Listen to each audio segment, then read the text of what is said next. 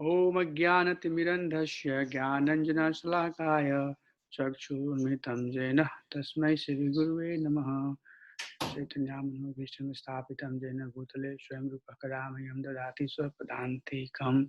He Krishna Karuna Sindhu Dinbandhu Jagatpate Goprasa Gopya Kanta Radha Kanta Namaste Tapt Kanchana Gaurangi Radhe Vrindavaneshwari वृषभानुसुते देवी प्रणमामि हरि प्रियवंश कल्पातरुभ्यश्च कृपा सिन्धुभ्यश्च पतितानां पावनेभ्यो वैष्णवेभ्यो नमो नमः नमो विष्णुपदाय कृष्णप्रस्थाय भूतले श्रीमते भक्तिवेदान्त स्वामी इति नामिने नामस्ते सारस्वती देवी गौरवाणी प्रचारिणे निर्विशेष शून्यवादी पश्चात देशतारिणे जय श्री कृष्ण चैतन्य प्रभु नित्यानंदो श्री अद्वैत गदाधर शिवसादि गौर भक्ति वृंदा हरे Krishna Krishna Krishna Hare Hare Hare Ram Ram Ram Hare Hare Hare Krishna Krishna Krishna Hare Hare Hare Ram Ram Ram Hare Hare Hare Krishna Krishna Krishna Hare Hare Hare Ram Ram Ram Hare Hare Hare Krishna, everybody. So, we are in chapter 5 today, and we have one more chapter left for this module, module 1. So, what I'll do is that after finishing chapter 6, maybe we'll have 2 sessions where we can go back and review all 6 chapters and then open the forum for QA to make sure that we are good with 6 chapters, and then we can have the exam for chapter 1 and we are done. I mean, exam for module 1 and then we are done with module 1. So we'll have more discussion as we go along. I'm hoping that it has been a good learning by doing homework. Of course, it's basically allowing us to read Prabhupada's purport and read Bhagavad Gita thoroughly. So that's the intent of this course, and I'm sure you all are learning. So we are in chapter 5. Title of the chapter is Karma Yoga, Action in Krishna Consciousness. So we are still walking up on the yoga ladder. So we finished Karma Yoga and we finished Gyan Yoga, and this chapter is called Karma Yoga, Action in Krishna Consciousness. So we talked about Karma Yoga, and in Karma Yoga we talked about pure Karma Yoga, which is basically Niskam Karma Yoga, which is Bhakti. So we discussed in a last session that we don't want to have only activity in our devotional life. Rather, we need to have that gyan to understand what's the goal and why we are doing the bhakti. Who is Paramatma, who is Bhagwan, who is, Brahman, understanding. What is Brahman understanding of the Supreme Personality of Godhead? What the sacrifices are done? What's the goal of the sacrifice? So all of that we studied in chapter 4 called Transcendental Knowledge, which is basically Gyan Yoga. So now we have both understanding of the pure Karma Yoga, and also in the Gyan Yoga we talked about fruitive Jnana, and we talked about Gyan Yoga, which is basically beyond any motivation or any material desire, pure Gyan Yoga. So now we understood what is pure Karma Yoga and what is pure Gyan Yoga. And in this chapter, basically, Krishna is going to teach us that now pure Karma Yoga, now pure Gyan Yoga, and intent of both pure Karma Yoga and pure Gyan Yoga is to purely, without any contamination, purely engage in pure devotional service, unalloyed, Keval Bhakti, the word that we use. So Kevalya Bhakti is the goal. So here, in this chapter, we are basically going to now learn being on the platform of pure Karma Yoga and pure Gyan Yoga. So most of the time in this chapter, whenever we use the Karma Yoga, we are referring to pure Karma Yoga, Niskam Karma Yoga. And whenever we are talking about Gyan Yoga, we are talking about pure Gyan Yoga. So that will be the assumption as we go through the verses. So moving to the next slide, this is a chapter with 29 verses, and there are 4 major subsections in this chapter. So first verse, Arjuna is basically still confused, and he's asking about should I renounce or should I engage in Karma Yoga? And then after that, and we'll talk about that once we go to that verse. And then there is a second section from verse number 2 to verse number 6, where Krishna is explaining that Karma Yoga is equal but easier than sannyasa. And then verse number 7 to 16, we need to perform Niskam Karma Yoga that will free one from all types of bondage. And then the last section is we're going to learn that how one can liberate by having complete focus on the Supreme Personality of Godhead. So, not to confuse, you will hear this word liberation many times, in many contexts. And liberation can have different degree of meaning depending on in which context we are talking. So sometimes, people in very generic word use, we want liberation, we want mukti. So basically mukti from the, material miseries, there could be mukti from different perspective also. So here when we talk about mukti in this context, we are talking about going back to Krishna. So highest, most liberation is basically attaining our Swarupa, our original identity. So in bhakti context, in pure bhakti context, when we talk about liberation, we are talking about achieving our Swarupa. So that would be the basically meaning of the liberation here. But that meaning can change, and I don't want to confuse you. But when time will come, I can at right time I'll tell what is the real meaning of the liberation here. Okay, so just to keep the flow simple, just a very simple kind of understanding what this chapter is going to talk about.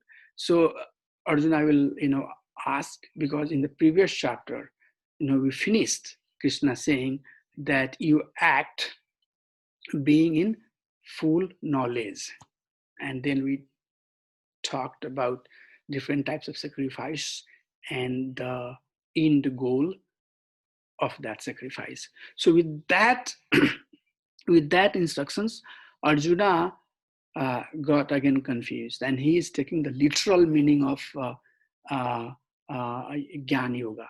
The literal meaning of the Gyan Yoga is basically sacrificing, basically renouncing the activity of the material world. And in that sense, most of the Gyan Yogi does that. They just go to a secluded place and resides in a forest. They completely basically disconnect themselves with any type of subject that can be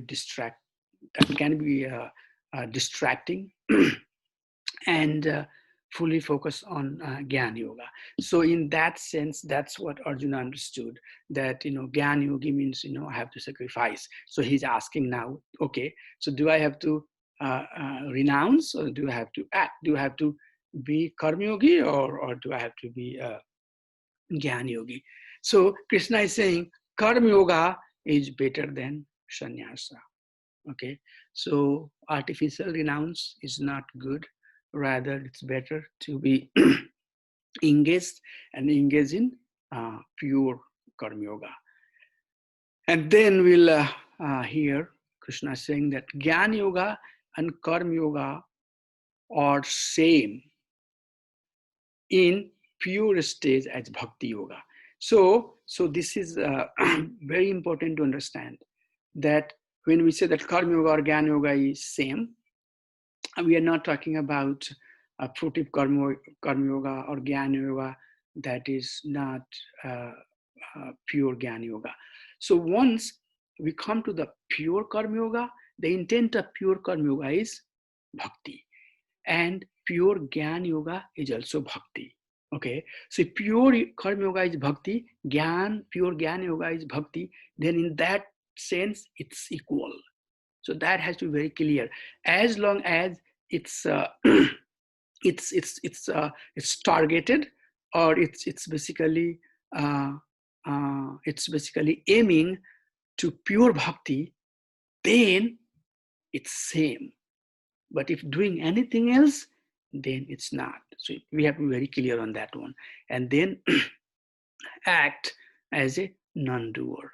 Non-doer means when we are acting in the material world with some personal desire, then we become doer. And once we are the doer for some personal desire, then we get bound by the reaction of the activity that we do. So act as a non-doer. What does it mean by acting as a non-doer? Not have a personal desire. Desire has to be there. We cannot completely reject the desire, but it should not be personal desire. And then, engage in devotional service. And then Krishna is sharing what are some of the qualities of a person who are acting, on that platform. He will have basically, he's acting in pure jnana, then he will be Samadarshina. Okay, and then he would not basically enjoy the activity or sensual activities or activity which are giving mundane pleasure in the material world. He will not have interest with that. And then finally he will come to the stage where he will be fully in peace by knowing Brahman, Supreme Personality of Godhead, and by knowing soul. So by knowing both the Brahman, knowing the soul, and knowing the Supreme Personality of Godhead, he will come to peace. So this is a very simple flow. The reason I like doing this, because this will kind of give you very crunch, eyeball view of the chapter. Okay, if somebody will ask you what is in that chapter, here it is. Very, very kind of consolidated, bird eye view to kind of take the message from this chapter. Because when we get into the verses, there are so many texts, there are so many information, so you may kind of get confused. So that's why I always like sharing this slide to keep you on track, so that you would know that, okay, here is what I am at, and then slowly and slowly, I am moving in that direction. So hope this helps keeping you kind of little bit on track. Okay, so we get into the verses now. So first verse, Krishna is, Arjuna is basically asking. Arjuna is again confused, and he is saying that Sannyasa nam karma nam.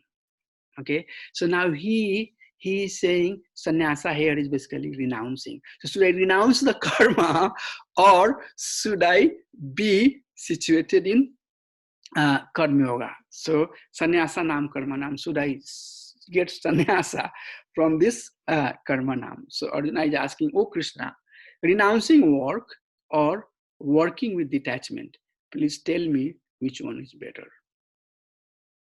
Then from verse number 2 to 6, verse number 2, Krishna is saying, see, Bhagwan Uvacha, Sannyasa Karma Yogasya Niharashasya Karva Ubhava Tayostu karma sannyasat karma yoga vishishyate. Karma sannyas, again the word is being used here, karma sannyas.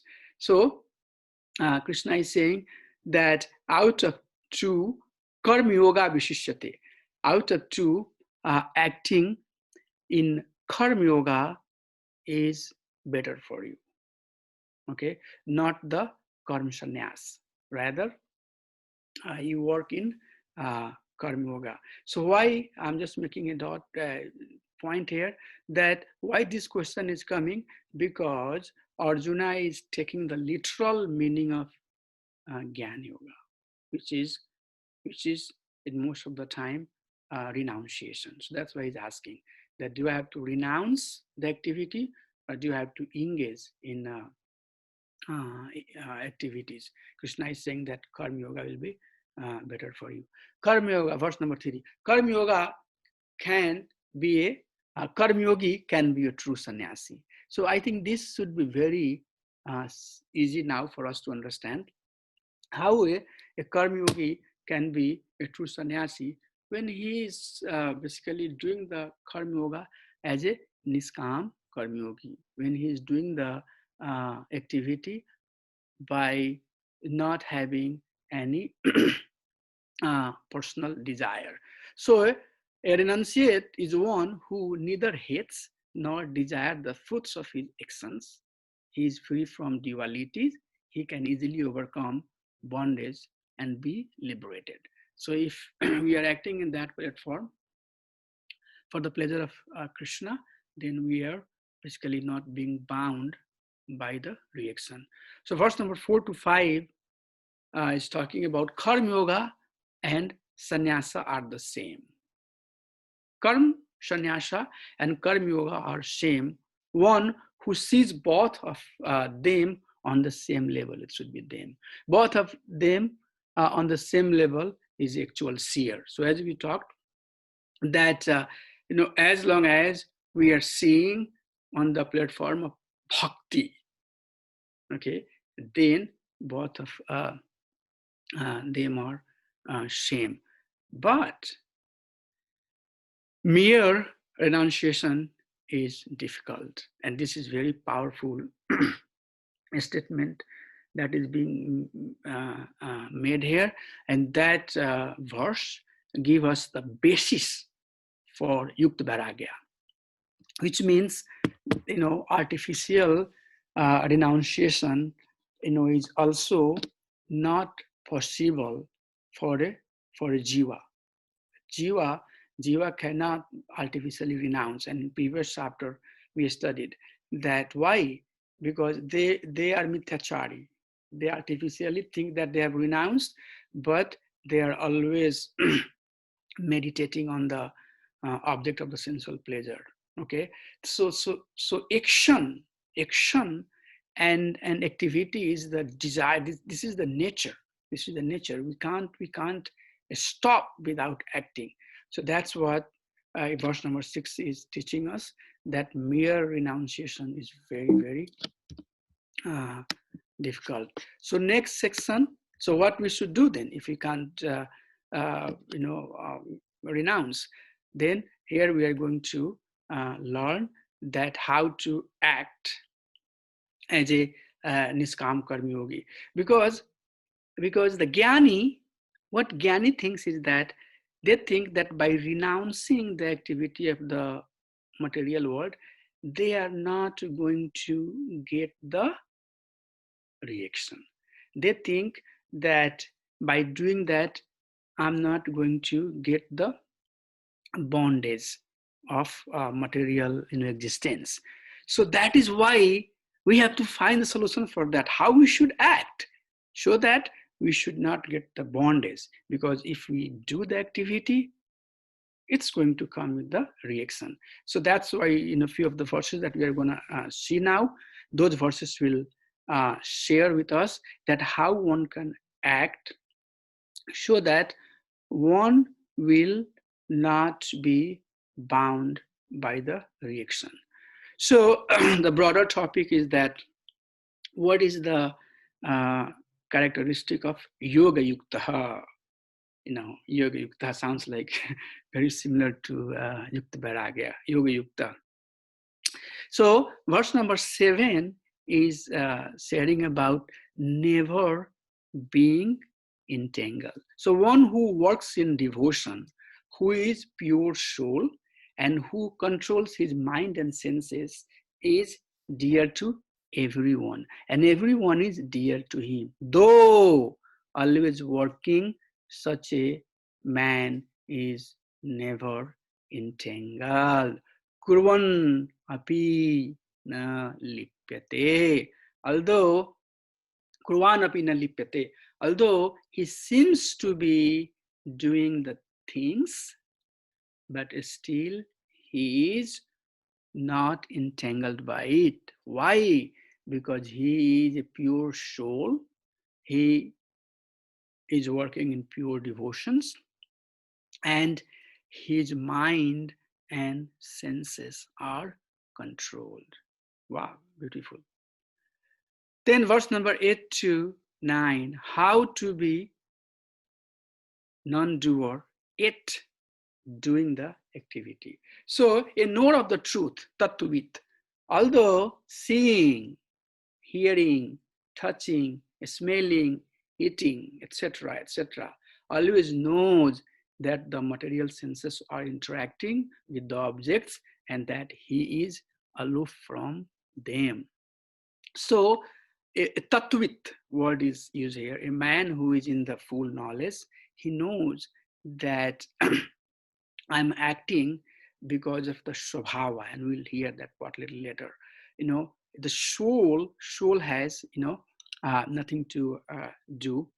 Plus, he also acts for the Supreme Personality of Godhead. So although he is doing, but he is not doing for his personal desire. So although he is doer, at the same time, he is not a doer. Verse number 10 clarifies that thing even better. Works for the Supreme with detachment. So both Gyan, pure Gyan Yoga and pure Karma Yoga here. We have to keep that in the background. Works for Supreme with detachment. One who offers result of his action to Supreme while performing duties without attachment is unaffected by sins in his actions, just as the lotus leaf is untouched by water. Lotus leaf is untouched by water. Lotus leaf is untouched by water. This is a very beautiful example. Komala dala jala jivana thalamala. Bhajahu Siri, Bhajahu Haripada Nitire, Bhajahu Remana Sri Nandana, Havaya Charana Ravindara. So, Kamala Dalla Jalla, Jivana Thalamala. If you look at the lotus, plant, where it basically grow in water, So lotus takes birth in water, it grows in water, but on the leaf of a lotus, if you really, try to sprinkle the water doesn't stay. And just make a very, beautiful drop, and then it will run over the leaf and fall down. So this is a very beautiful example that given by our acharyas in many places, that one should, where we are, breathing, eating, sleeping, mating, defending, living in this material world. We are part of this material world. And what is the symptom of this material world? Dukhalayam asaswatam. This is of course temporary, which means all of us are temporary. We are not eternal. and it's also the place where we are going to see misery.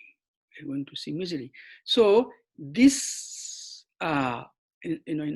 example here, how to act, show that we are living in this world, but we are not one of the worldly men or women. We are not one of the men who are basically completely entrapped by the network of the material desire and material motivation.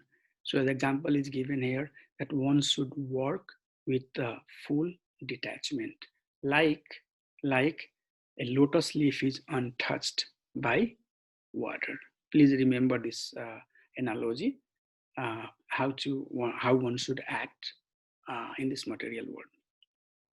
And then verse number 11 is talking about that one should seek purification. So a man who is yoga yukta, they will have these qualities. He will be acting in a way that is not going to get entangled. He will be acting still, he will be not doer. He will work with full attachment and he will seek purification. He or she will seek purification. The karma yogi acts with body, mind, and intelligence and the senses without attachment, only for the purpose of purification. Atma Shadhe. Atma Shadhe. Kayena Mansha Buddhi. Kayena Mansha Buddhi. His body, mind, and buddhi, intelligence.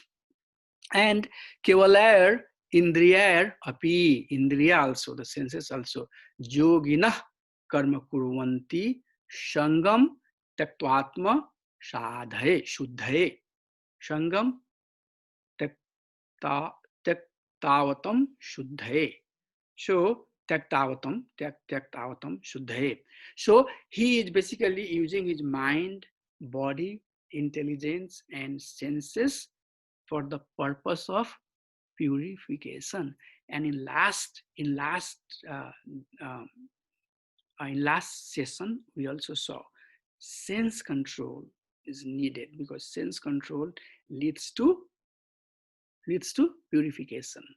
And many of you ask me question, what is the purpose of sacrifices? The purpose of sacrifice is basically being the sinless, which means becoming purified, purification. And what is the goal of sacrifice? So by sense control, we become sinless or we become pure. And once we become pure, then the third thing happens is that the desire to attain pure love of the Supreme Personality of Godhead becomes firmly transplanted in our heart. So that's what the purpose. We are acting, we one intelligent man, yoga yukta man, a yoga yukta person, he's using his mind, body, intelligence, and senses for the purpose of purification. Okay. On the other hand, a man who is not conscious, he is basically binding himself, not basically liberating himself or opening himself. Yukta karma phalam tyaktva shantim apunati nastikam. Yukt karma phalam tyaktva. So by renouncing the fruits of the activity, what he is doing, shantim apunati nastikam, he is basically completely getting fixed in pure devotion. Ayuktaha kama karena phale shakto nibadhyate. On the other hand, a man who is acting with the goal to enjoy the fruits of his activity, what he is doing? He is basically binding himself. So the verse number 12 is teaching us it's not action that is critical, but the consciousness behind the action. Are we doing that action to purify ourselves, to fully situate ourselves in service of the Supreme Personality of Godhead, or we are doing that activity, whatever we are doing, are we doing it to bind ourselves? Are we doing that for our sensual pleasure? Okay, so verse number 12 says, Yukta karma phalam tyaktva. Okay, by renouncing the phala of the karma, by the fruits of the karma, the results of the karma, one can become nastikam, one can be fully situated on on a pure devotional platform. So these are some of the characteristic of a person who is yoga yukta. Yoga yukta means he has complete understanding of the pure karma yoga, and he has understanding of the pure jnana yoga. So you can see Bhagavad Gita is very rich, very, very rich. And each and every verse tells us so many things. If you really pay attention and try to remember those things, really, it will guide us how we should do things. Okay, so we are continuing. So the section here from verse number 13 to 16 is going to teach us that there are three types of doer. Okay, there are three types of doer.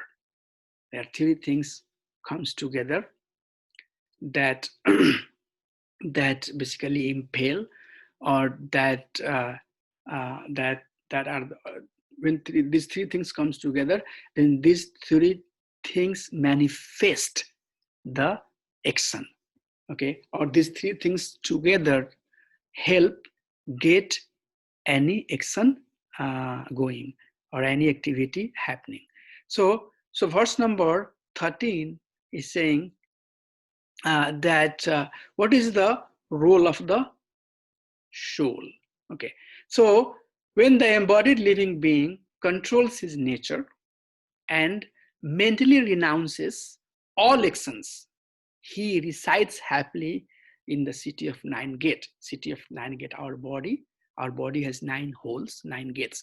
So this body is referred as a city of 9 holes. Two ears, 2 eyes, and 2 nose, 6 mouth, 7, and then anus and genital makes it 9. So total 9 holes. This material body is made of 9 holes. But the embodied living being, which is the soul, resides in this body. When the embodied living being controls his nature, resides in this body by controlling its nature and by mentally renouncing mansa sannyasa. So here karma sannyasa and mansa sannyasa. So here Krishna is saying that mansa sannyasa, by renouncing the fruits of our activity mentally, the embodied soul living in the 9 gates, neither working or nor causing work to be done. So soul is really not working, or really not the cause of work to be done. But if we are acting by renouncing the fruits of our activity using this material body, in that body soul happily resides. We'll get some more clarity on that one as we go along. So that's basically soul. Soul is not working or not causing work to be done. Okay, so who is doing it then? Then the verse number 14 says, what is the role of the material nature?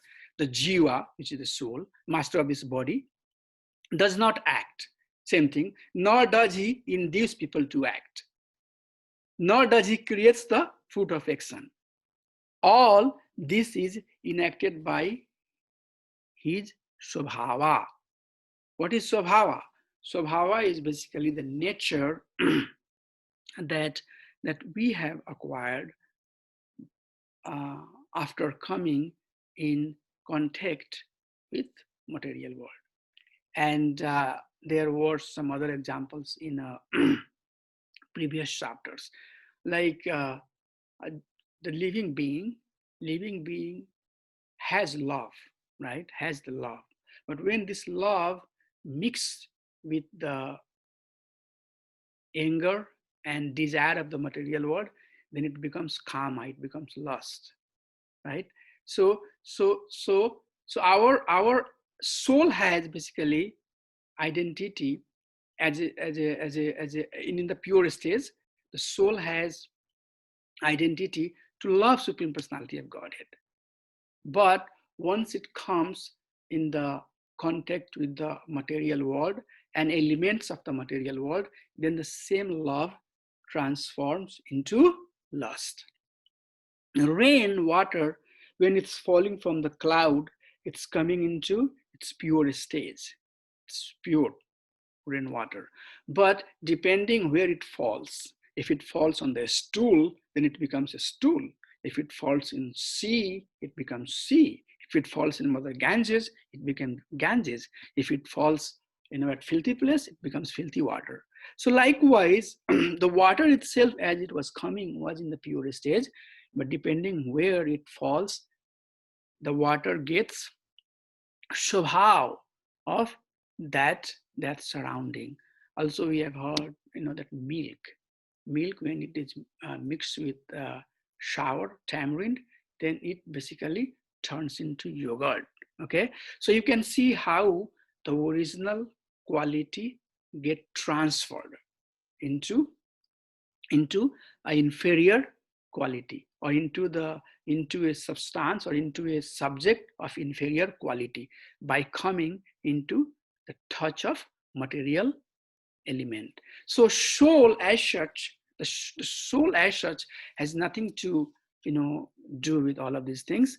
But when it's basically coming in contact with the material element, it basically get its own swabhava, and that's further explained. What is the role of the Lord? Nor does the Supreme Lord assumes anyone sinful or pious activity. What is the role of the, so three things we are talking. We are talking about the soul as pure element. We are talking about the material nature, and then we are talking about the super soul. So super soul is also pure. Super soul is basically, he has nothing to do with all of this things that happening around. Rather, he is, and it's coming in chapter 13, he is basically witnessing. Okay, and then he is sanctioning, updrishta, and then anumanta. Soul has some technical functions. Okay, so there are four functions, but two for now. Let's understand what soul is doing. Is that soul is upadrishta. He is, soul looks at, soul is looking at the super soul.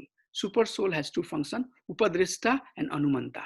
So super soul is basically all the time witnessing the activity of the soul. He's looking at it, and then he's anumanta, he's sanctioning the the desire that's coming based upon the swabhava.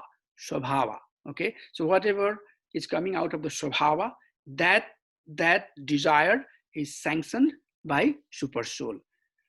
So there is soul, there is a material world, and there is Lord. But what happens is that a jiva, soul, who is bewildered and who do not have this knowledge, they basically consider themselves none of these three things. Rather, they consider themselves body.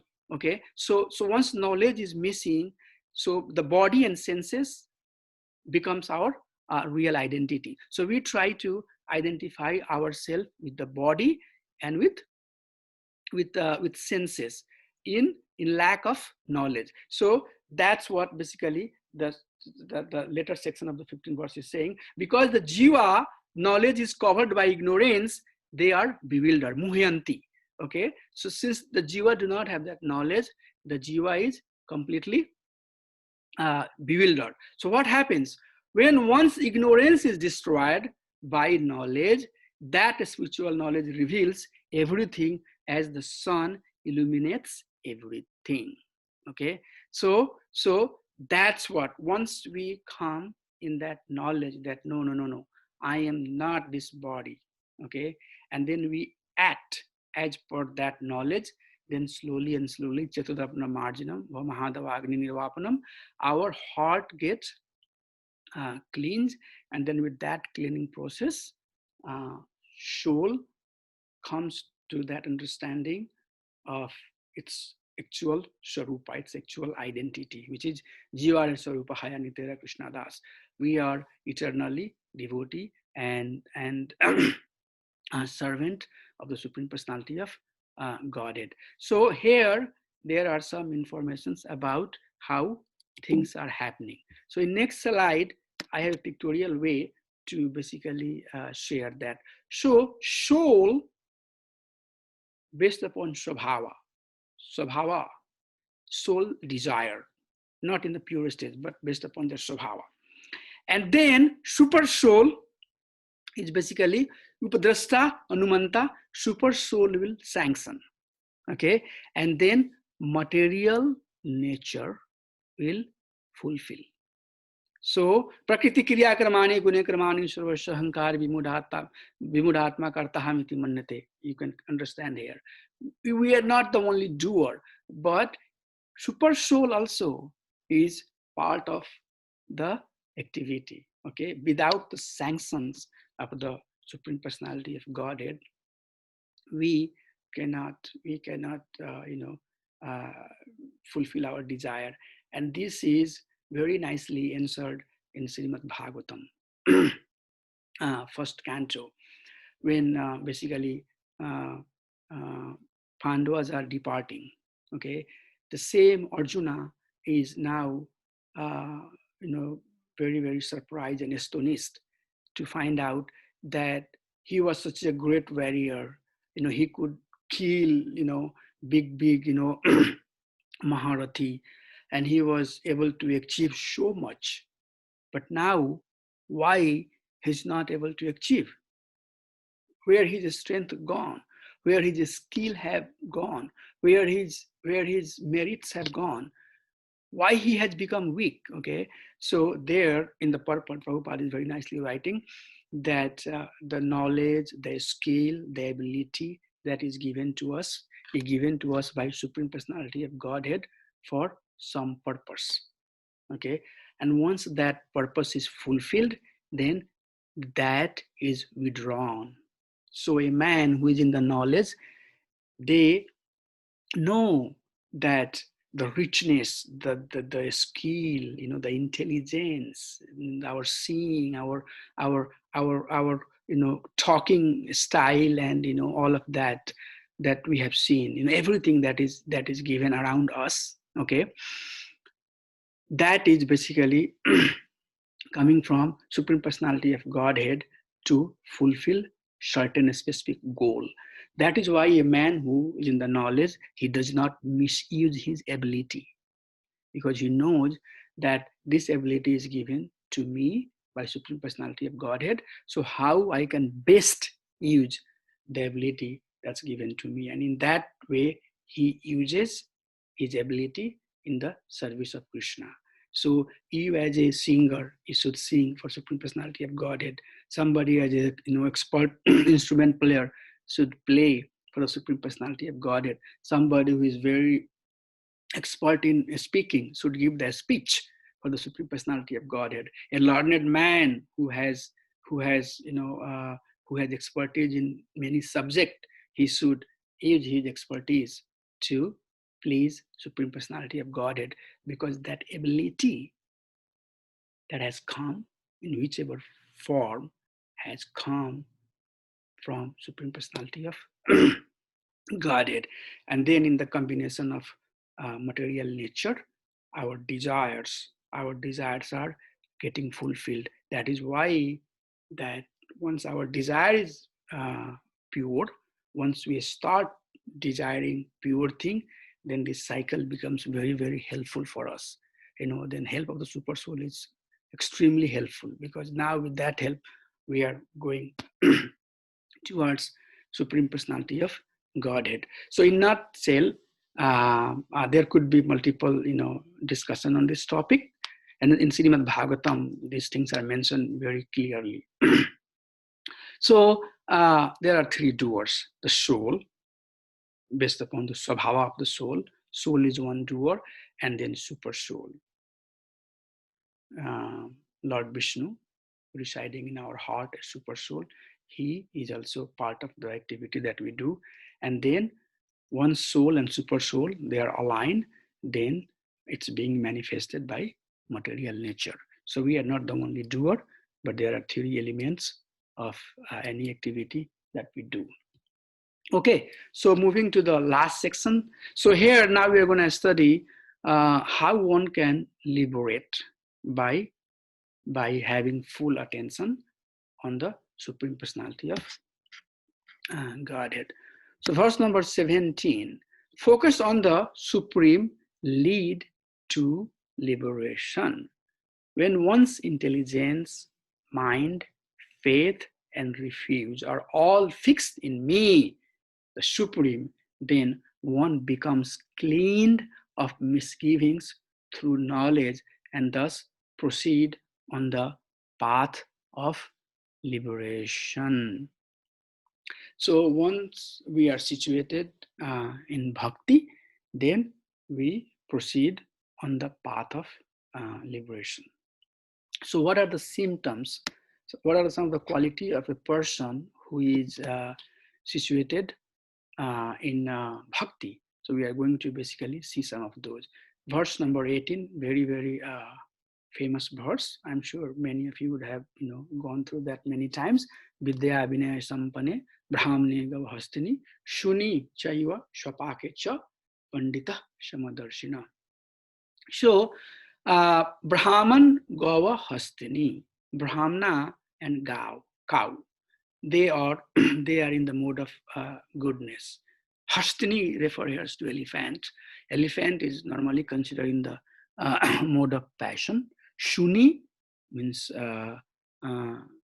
dog, and Swapakecha, dog eater, in the mode of ignorance. So a man, Pandita is being used there, a man who is in full knowledge, he is not now seeing them based upon, okay, his goodness, and he is in the passion or he is in the ignorance. He's Shamadarshina. Why he's Shamadarshina? Because he sees the presence of that spark, Supreme Personality of Godhead. Everybody is eternal soul. So he is not bewildered by their secondary or tertiary imposition on the soul. Maybe in the form of elephant, maybe in the form of monkey, maybe in the form of lion or tiger. He's not seeing what the dress that soul has, rather he is seeing the soul. So in order for one to be Shamadarshi, one need to have this gyan that we are not this body, we are the soul. And then by that knowledge, he comes to a Brahman platform. Means he acts his activities. People with equal vision conquer birth and death.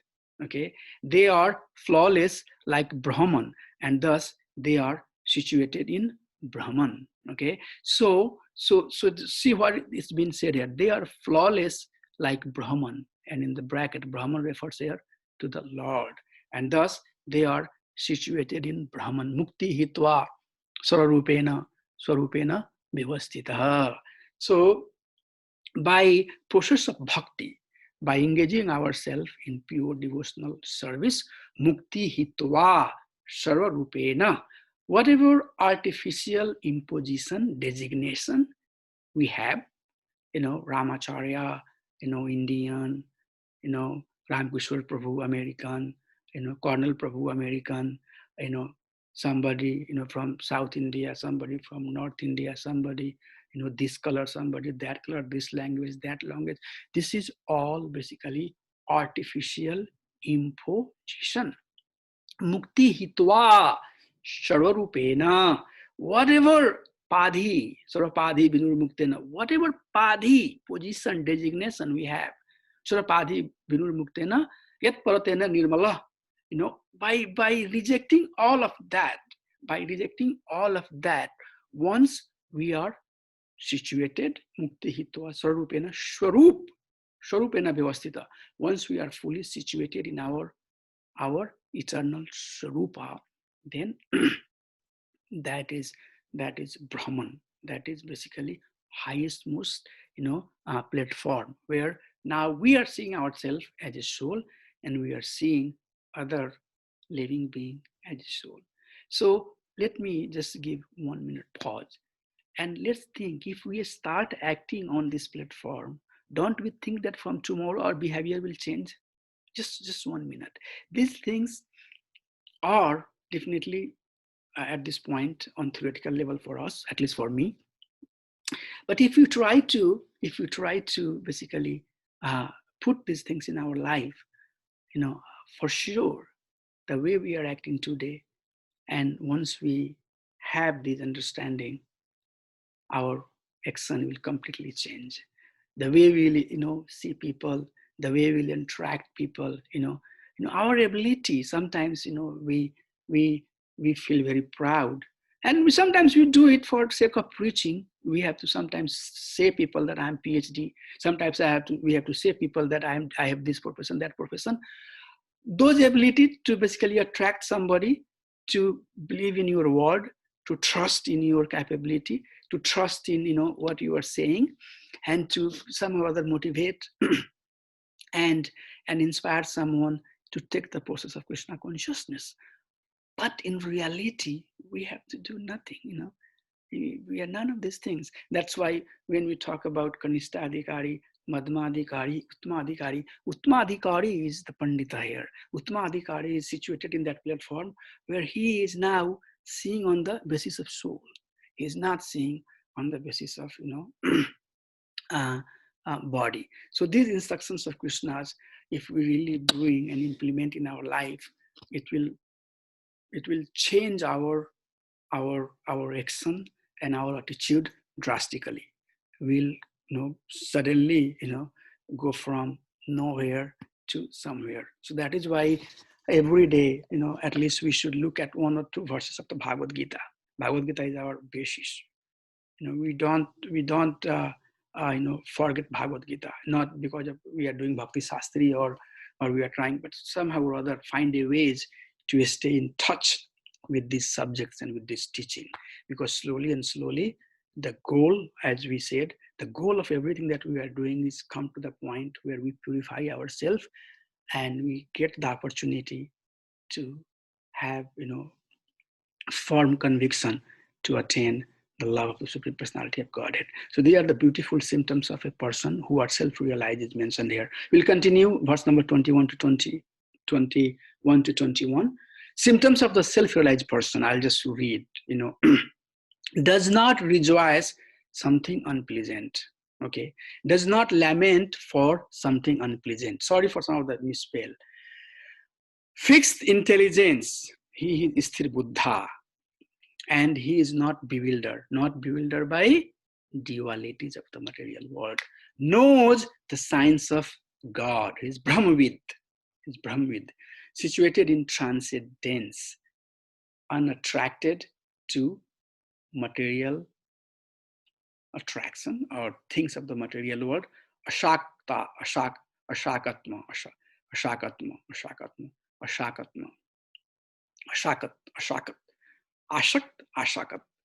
ashakt. And so it's Sakti, Shakti, Ashakt. So he does not have Ashakti. And last, enjoys pleasure within. He's enjoying pleasure within, realizing the Paramatma and realizing that he himself is a soul.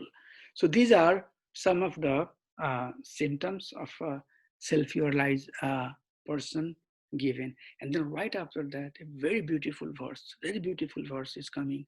Verse number 22. Sense enjoyment is ultimately distressful. Yehi sparsaja bhoga dukha yonaya evate adi anantah kontaya na te suramte buddha. So yehi sparsaja bhoga.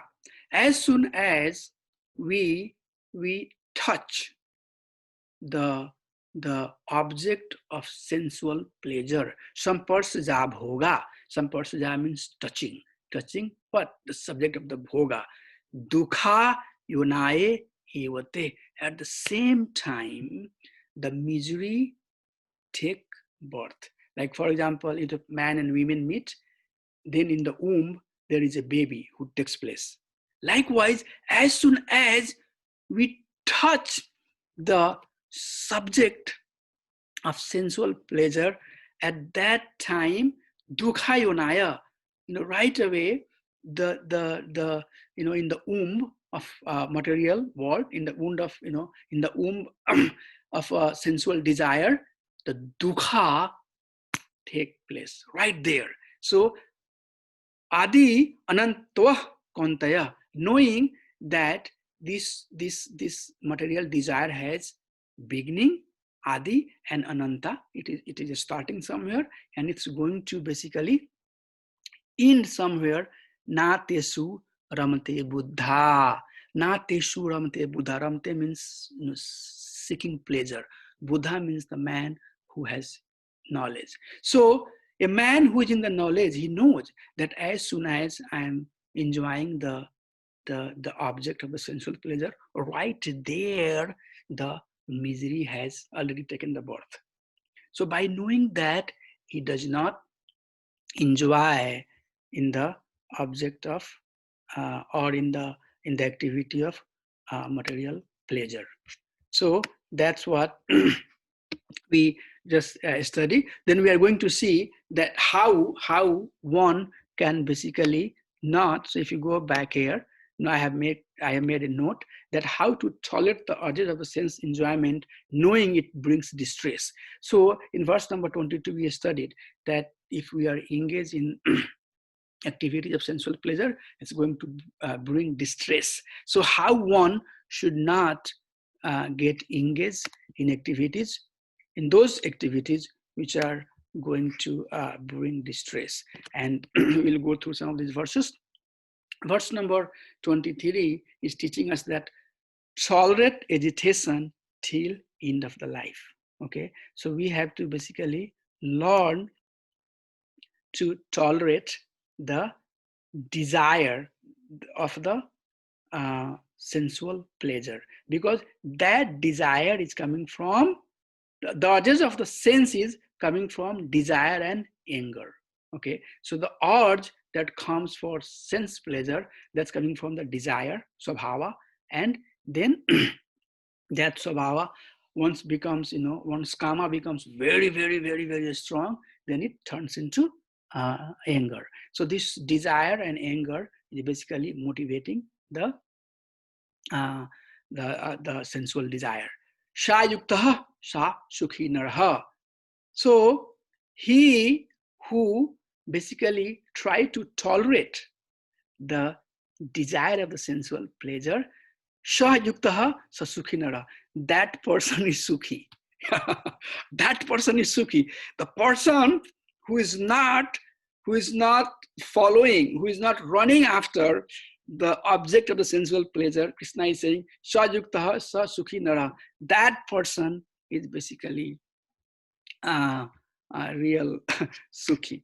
Verse number 28. So delighting in words. How he delights in words? He is, finding happiness inside him. He is releasing the happiness inside. And shy, he is looking inside. Okay, he is not looking outside. Everything is basically inside, and all the pleasure that he gets inside. Okay, that's called Brahmbhuta stage. He is self-realized, liberated, and that person, attains the supreme. Verse number 25, he is teaching us that then he engages himself in sadhana, in sadhana to attain liberation. So what he does, freedom from the sins. Okay, doing the things that will, make us chin kalmasha, free from the sin, free from the dualities and doubt. Coming to the stage where we are not impacted by dualities, mind being engaged within and working for everyone welfare. Sarva bhuta hiterate. Okay, this is very important point. I'm running a little late, otherwise I would have mentioned, spend some more time here. So that's one of the elements. See, what is the element of a one of the element of a person who is peaceful, who is happy in this material world, who is in self-realized stage. He is working for the welfare for others. He will have compassion for other living being.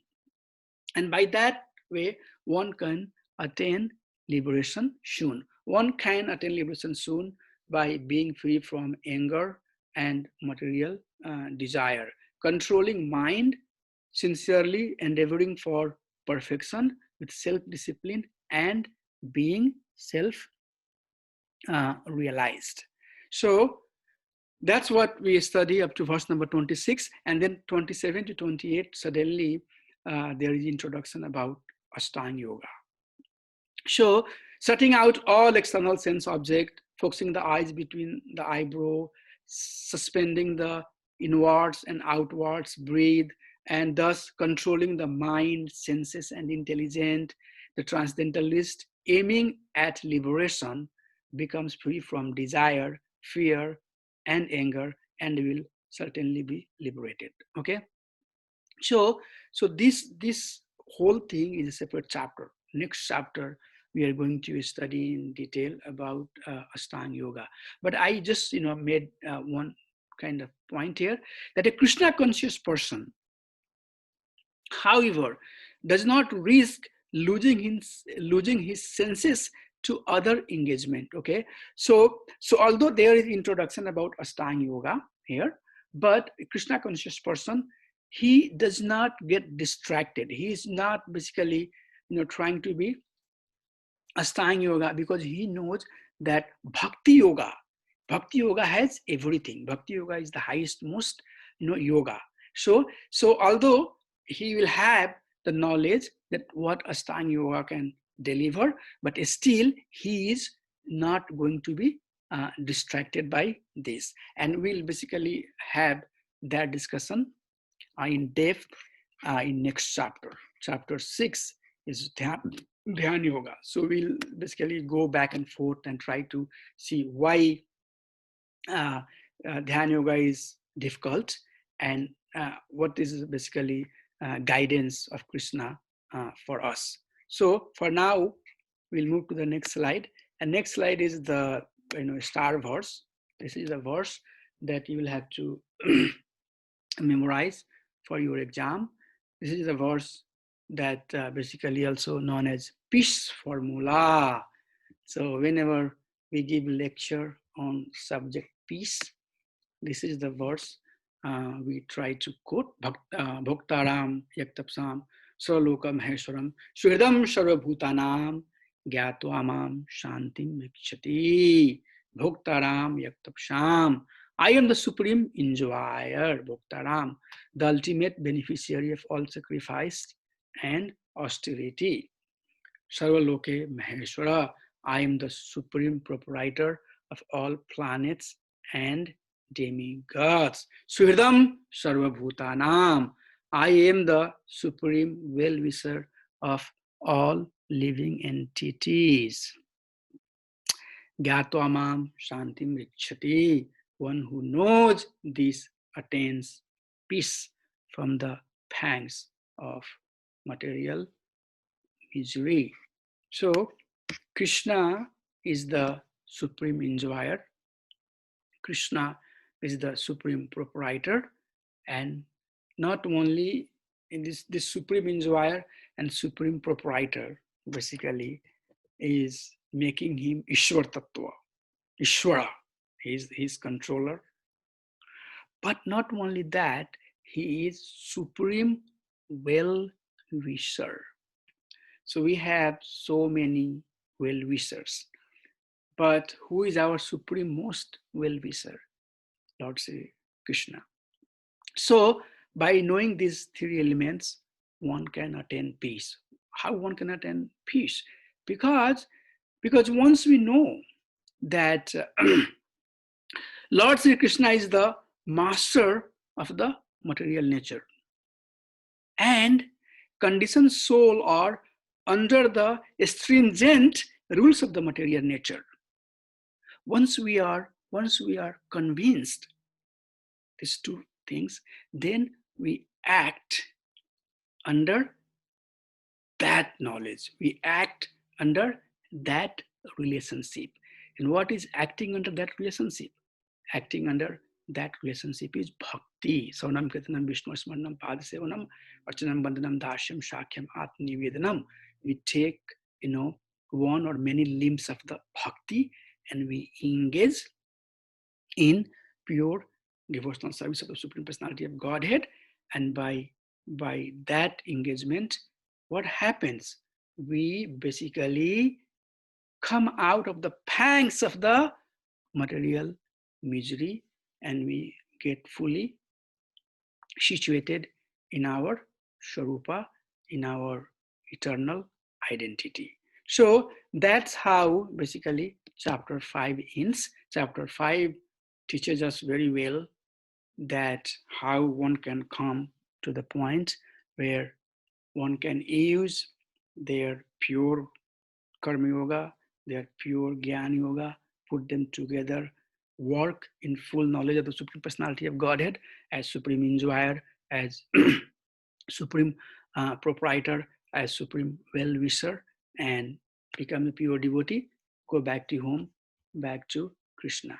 Thank you so much. Dandot Pranam, Hare Krishna. So I'm going to stop the recording here.